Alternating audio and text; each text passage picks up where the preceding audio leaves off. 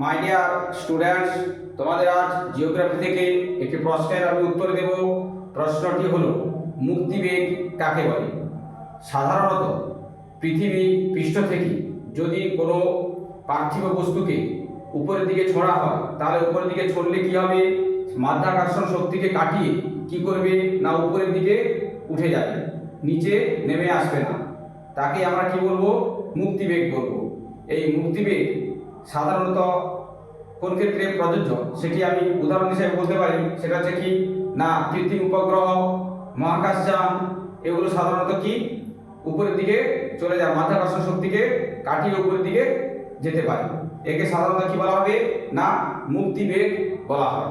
তাহলে তোমরা নিশ্চয়ই বুঝতে পারলে যে মুক্তিবেগ কাকে বলে। পরীক্ষা করলে সুন্দরভাবে তোমরা লিখে আসবে। আর যদি বুঝতে না পারো তাহলে তোমরা কমেন্ট করবে। আর যদি বুঝতে পারো চ্যানেলটা ফলো দিয়ে সাবস্ক্রাইব করে পাশে থাকবে পরের প্রশ্নের উত্তর পাওয়ার জন্য।